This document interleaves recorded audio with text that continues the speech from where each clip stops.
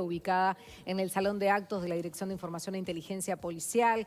La situación había dado muchísima polémica. Castiglioni estuvo al frente de la Dirección de Inteligencia desde el 71 hasta enero del 82. Fue acusado de dirigir torturas a presos políticos. En el 82 pasó a desempeñarse en la Secretaría del Ministerio del Interior y pasó a retiro en el 85. Falleció en el año 2000. Y decíamos, fue mucha la polémica también desde las redes sociales. Allí, por ejemplo, conocimos la opinión también del senador del Partido Nacional, Jorge Gandini, a quien recibimos en piso. Buenos días. ¿Cómo estás, Jorge? ¿Qué tal? Un gusto, buenos días. Buen día. Bien. Bueno, además en tu Twitter pusiste, conocí a Castiglioni, a Lem Castro y otros policías de inteligencia en diciembre del 81, cuando estuve preso en esa dependencia por varios días, por organizar la marcha de la sonrisa en el plebiscito del 80. Al año. Al año, ahí va. 30 de noviembre del 81, sí.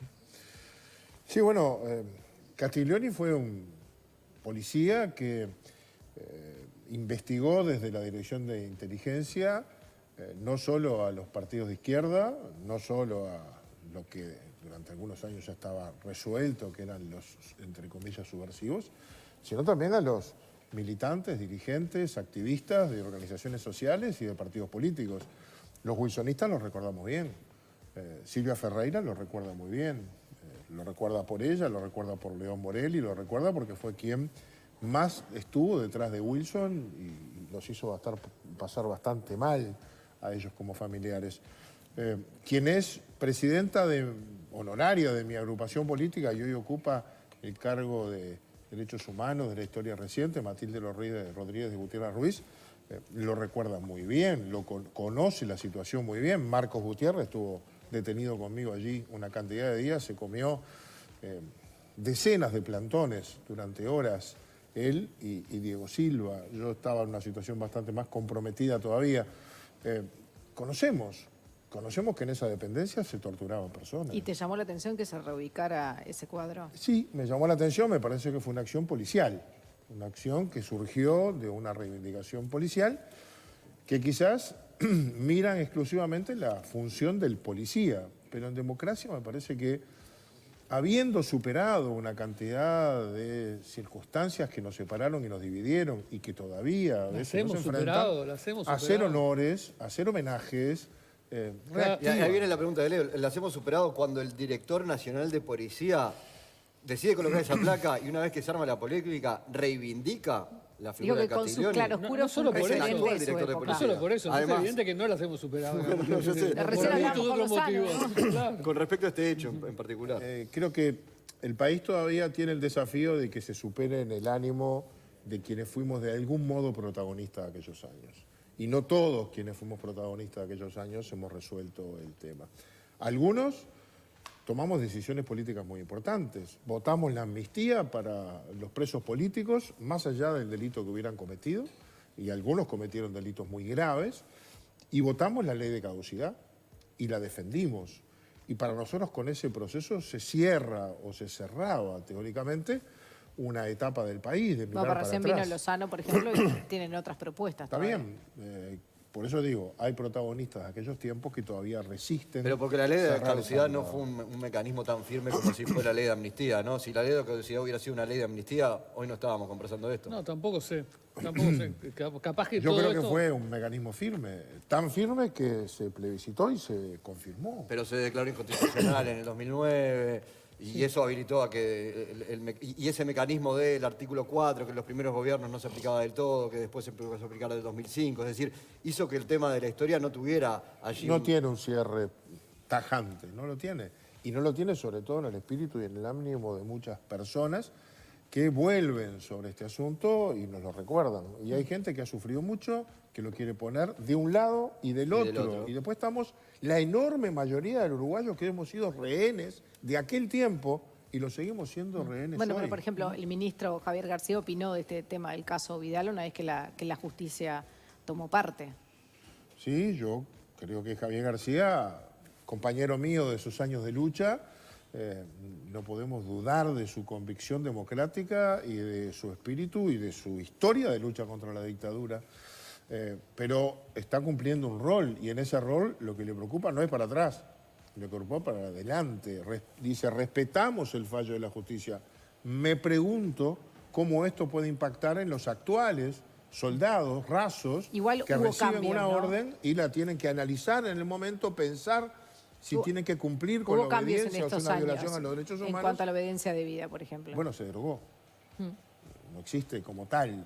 Por Y eso por digo lo que en tanto, realidad ese para soldado, adelante ya hay una y diferencia por lo grande. tanto, ese soldado que fue reclutado para esa tarea, que a lo mejor hoy hasta ahora está entre los pastizales acampando en algún lugar de la frontera, recibida una orden de su jerarca y entrenado siempre para cumplir la orden, porque esa es la función de un soldado, cumple la orden, las órdenes no se discuten, tiene que analizar si la orden está dentro del marco jurídico, legal y constitucional y si está cumpliendo con los derechos humanos. La verdad que la situación puntual y concreta es preocupante para un ministro que tiene que administrar esa realidad de todos los días. Pero Y eso sí, es lo que manifestó Javier realidad, García. es la realidad todos los días esa para los Todos soldados. los Los días. soldados tienen Todos que los días. cumplir las órdenes Sí. respetando los derechos humanos. Lo Y que deben dice- estar entrenados para eso. Y lo para saben las dos antes- cosas. antes de ingresar. Para acá Para y en las el cosas. resto del mundo. Pero tomar la decisión para el soldado no es Pero fácil. ya antes del fallo este, eso creo que es lo que... Claro, es así. es anterior al Es fallo. así, es así, pero no podemos restarle importancia a la preocupación del ministro que tiene que administrar una realidad Pero muy ahí compleja, la ¿no? señal no es la adecuada hacia los soldados, es decir, sepan que si se cumple una orden saliéndose de lo que es el ordenamiento La jurídico... señal es tan adecuada y es tan así que el ministro Javier García no discutió nunca el fallo de la justicia y dijo, me preocupa esta situación, pero no discuto el fallo de la justicia. Por lo tanto, los soldados tienen hoy ese mensaje claro. Si cumplen una orden que viola los derechos humanos, pueden ser responsables por ello. Eso lo tienen claro. Bien, y Incluso habló, décadas después. Y bueno, sí, porque la ley está más allá de aquel momento y hoy se puede dar. Hoy hay soldados en la custodia perimetral de las cárceles Y en la frontera, además, ¿no? Dos lugares donde... y en la frontera. Ahí puede pasar cualquier cosa en cada momento. Bueno, tiene que tomar una decisión. Lo deja pasar igual porque a lo mejor o dispara. Bueno, no es una solución fácil. Si yo me pongo los zapatos de ese soldado... Ahora, sea en la frontera o en la cárcel, si hay un preso o un narcotraficante que está escapando de espaldas y esposado, el soldado no le tiene que tirar a matar. O sea que la técnica del que se escapa es ir de espalda al que... No, el que no, escapa- no, pero viendo que la no escapa de situación... espalda, corre Usted y está de esposado. noche, lo ve de arriba de la torre que va esposado, que va de No, espalda, que no que era la está escapando. circunstancia Es que, esa. claro, son distintas las Digo situaciones. ahora, me decía, en un penal, en una circunstancia en la que el soldado está custodiando. Bueno, tiene que afinar mucho para tomar la decisión. Sí. Por tomar la decisión. Bueno, quizás en el pasado la situación no la cuestionó García, no la cuestionamos nosotros. Hay un fallo de la justicia, nos podrá gustar o no. Pero es una alerta que lleva a formar adecuadamente a los militares y a informarlos y a no castigarlos si a lo mejor no cumplieron con algo que esperábamos que cumpliera, porque en ese momento interpretó que la orden que se le dio podía violar los derechos humanos, porque en ese momento también seamos conscientes que está desobedeciendo una orden de su superior que le puede costar una sanción. costar una sanción importante. Y quiero ver quién defiende a ese soldado después, si su jerarca le pone una sanción porque no obedeció. No, probablemente Quiero nadie ver se si entere. ustedes periodistas y nosotros políticos nos enteramos que ese soldado... Obviamente nadie se entera. Ah, bueno, obviamente. Entonces por eso es la situación... Bien, Gandini, volviendo al cuadro Castiglioni, ¿habló con Jorge Larrañaga en esas horas? No hablé. No hablé, fue una mañana, me levanté, puse algo muy respetuoso, no hice declaraciones en ningún lado, porque me salió eso, de que me parece que esa persona no merecía un homenaje. Capaz que hay otros homenajes hechos a otras personas que tampoco los merecen, pero en eso yo no pude opinar. En este que pude opinar, opiné. Me parece que restablecer esa placa es una señal, y esa señal, que me parece que no pasó por el ministro, que fue una señal de la propia policía, me parece que estaba siendo una mala señal. ¿A cuál otra se refiere? No sé. En estos días se han puesto sobre la mesa una cantidad de Facultad de homenajes. Cultura. Sí, algunos otros. Pero bueno, le hemos dicho a quienes se han quejado de eso que la facultad, la universidad, yo no hubiera puesto eso y seguramente algún compañero no votó. Pero la Universidad de la República es autónoma, tiene un cogobierno propio, es allí donde Bien, se estamos toman hablando las de Che decisiones. Guevara. Sí, un salón Che Guevara, del cual podemos tener también muchas objeciones a su conducta en el pasado, y hoy es el nombre de un salón de actos. A mí no me enorgullece, pero es una decisión que tengo que respetar como otras, e incluso hubiera respetado la decisión de poner la placa.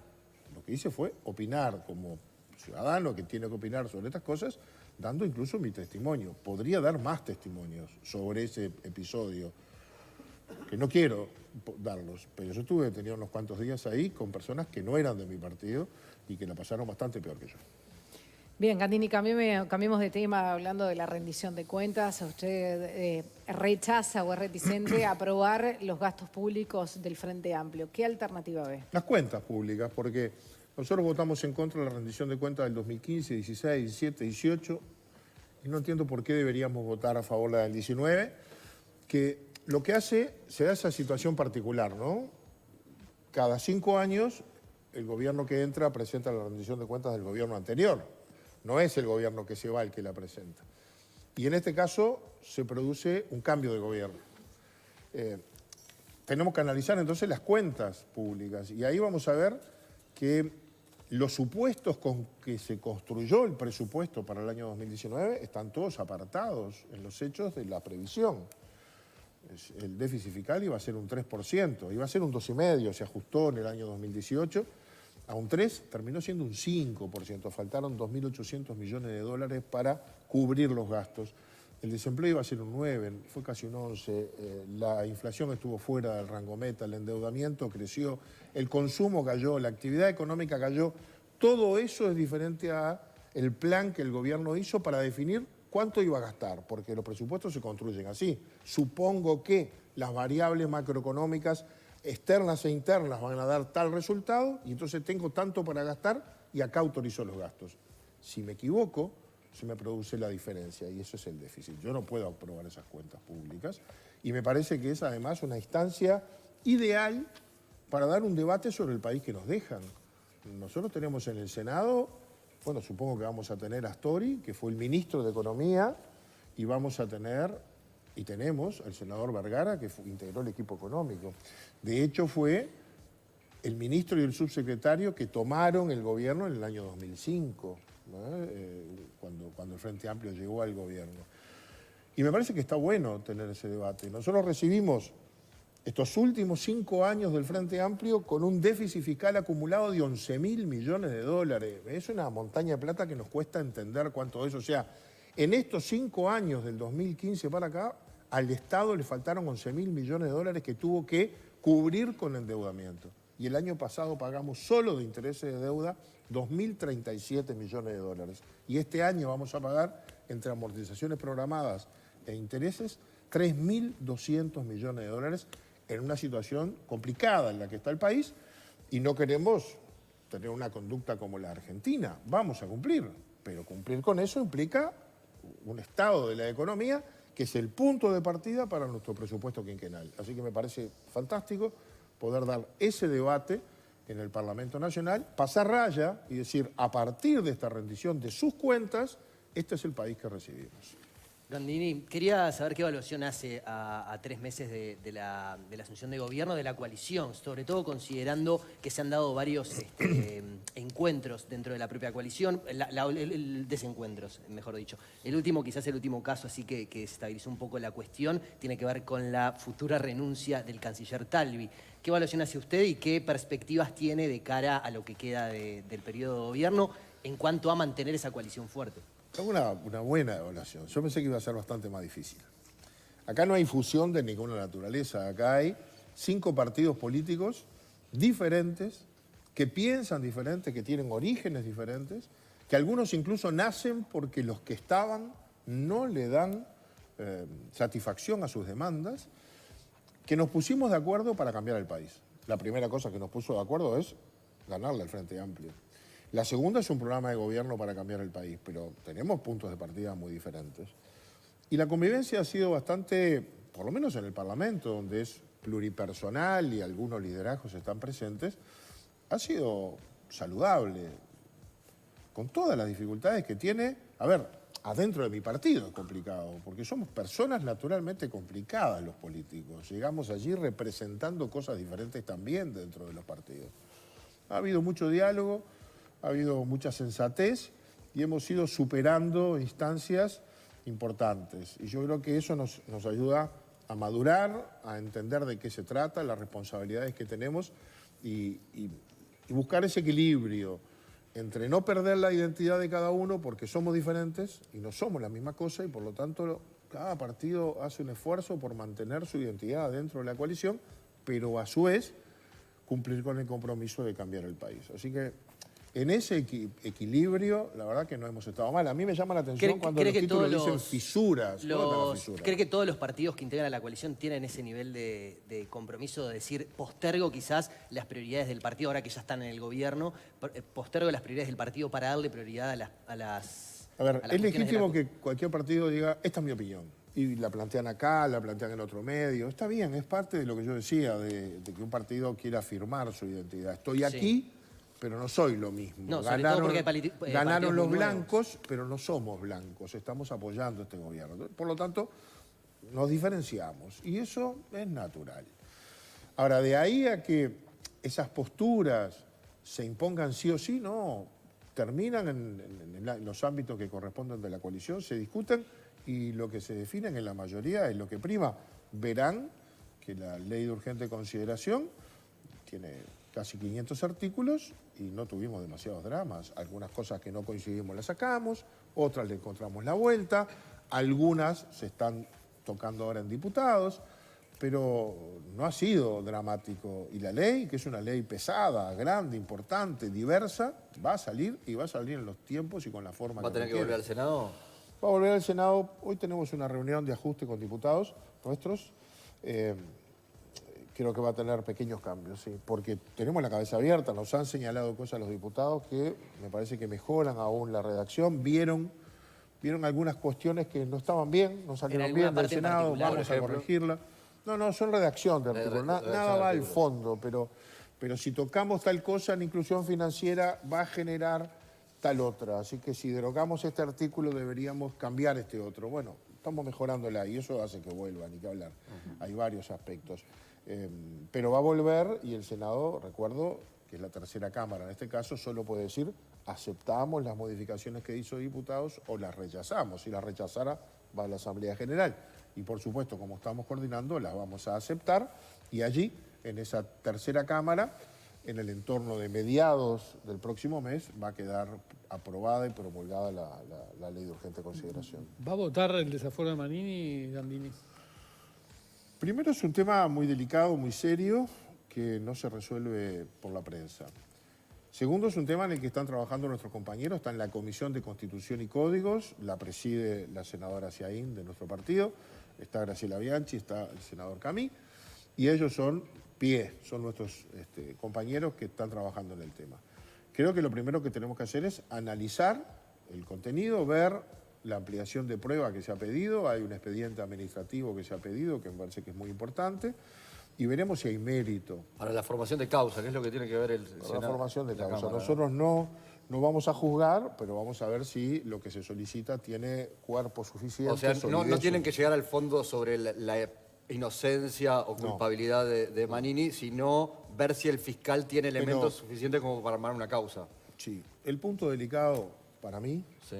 es que yo tengo que resolver si voy a privar a un grupo de ciudadanos importante de estar representado por aquella persona que votaron para que los representara durante un tiempo incierto. Es decir, cuando votamos el desafuero de un legislador, lo suspendemos en su calidad de legislador y por lo tanto queda fuera del Parlamento. Bueno, eso es una decisión que tiene mucho que ver con las personas, con los ciudadanos, con los representantes.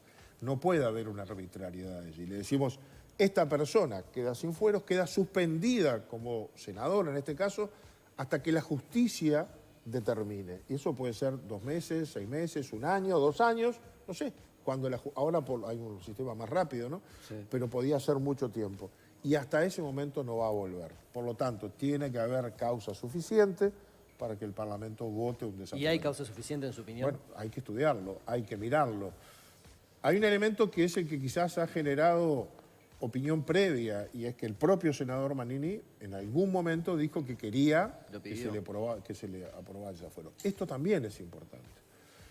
Y ya no lo es desde el punto de vista de la democracia representativa, sino desde otro punto de vista, que es el honor. Si a mí me están acusando de algo, yo a lo mejor quiero que me liberen ir a la justicia y demostrar que soy inocente. En la Y justicia. volver en la justicia. Y volver y decir, bueno, no hay más nada para decir de mí.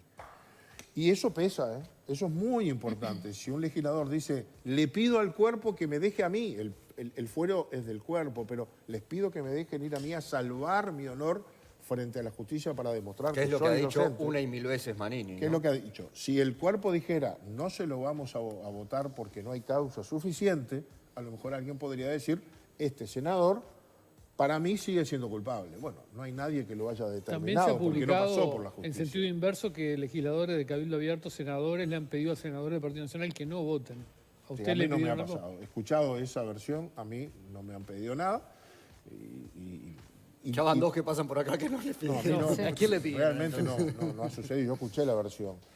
Pero Carmen Aiseani el otro día pero- justamente estaba acá Sí, y dijo tampoco. lo mismo. Pero asimismo, a los senadores de Cabildo Abierto les debe resultar complicado prescindir de su líder en el mismo Senado. A lo mejor Manini Ríos uno lo suponía en el gabinete por esa calidad de líder y sin embargo resolvió quedarse en el Parlamento. Es más, hay estas cuestiones más prácticas y simbólicas. Es el único senador, o son los únicos senadores los de Cabildo que no están en el edificio central, donde estamos los senadores, están en el anexo. ¿Por qué? Porque están en el mismo piso de sus diputados. Es decir, la bancada ha resuelto tener un pasaje por una vida intensa a nivel político, porque es un partido nuevo.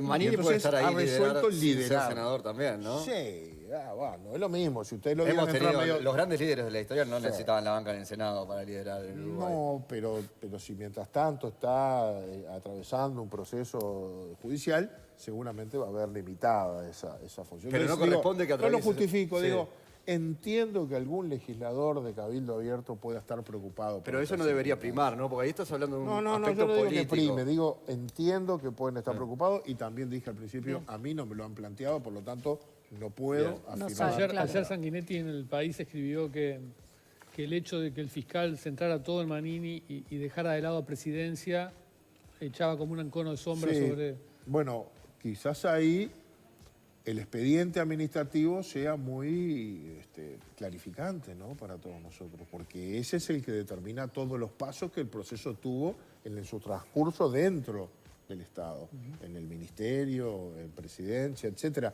Por eso a lo mejor lo piden, lo pidió el senador Domenech, y a mí me interesa mucho mirarlo. No estoy en la comisión, pero la verdad que creo que va a ser muy Bien. esclarecedor. Gandini recién hablaba de preocupaciones. ¿Cuánto le preocupa el audio que se hizo viral donde aparece la vicepresidenta Beatriz Argimón? Bueno, a mí me preocupa muchísimo que no hayamos puesto el acento en lo que para mí es peor o preocupante. Y es que una conversación privada entre la vicepresidenta de la República y una persona a la que ella conoce haya trascendido, se haya hecho pública. Yo les juro que a partir de que escuché eso dije, no hablo más con nadie por teléfono. Ya me había limitado en hacer audios. Después me fui limitando en escribir por WhatsApp. Y ahora digo, ni siquiera puedo hablar por teléfono, porque cuando uno habla con otra persona por teléfono está depositando en esa persona la confianza. Yo hablo con ustedes, periodistas, hablo con amigos, hablo con compañeros. Si parto de la base que me pueden estar grabando y que esa conversación tenga estado público, tengo que cuidar tanto mi investidura que seguramente no voy a decir Eso nada. sin lugar a dudas y no Eso está a en mí me discusión. preocupa mucho, Por sí, otro pero lado, no- también no se es habla donde de se ha otro puesto el tipo de foco. escuchas, de llamadas. Él habla de amenazas, No, se habla de tráfico Escuchas de oficiales. influencias, de abuso Yo de tengo poder. claro que no, tengo claro que esa persona tiene una cantidad de problemas personales y económicos y Sí, más allá de estuvo quién está- haciendo- de quién y es- estuvo haciendo un montón de llamadas previas y comunicaciones previas ¿A y quiénes? afirmaciones a Beatriz Argimón, entre ellas, pero también públicamente. Y ha dicho una cantidad de cosas.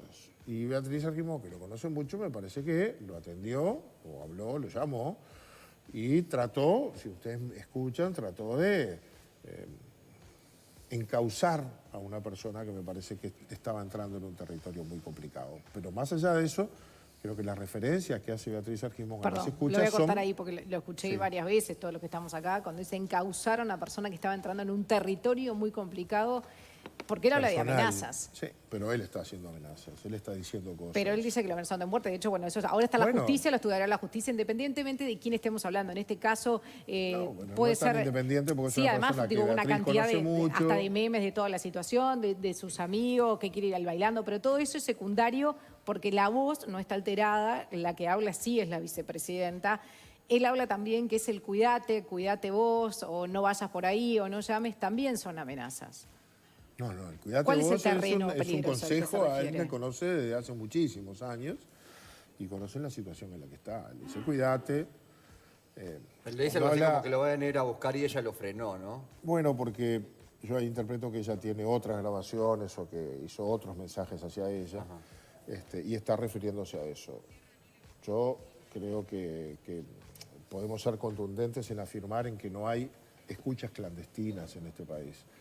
Las hay cuando la justicia la determina y en la forma que la determina, y esas escuchas van a quien tienen que ir, pero están en el marco de una investigación con orden judicial.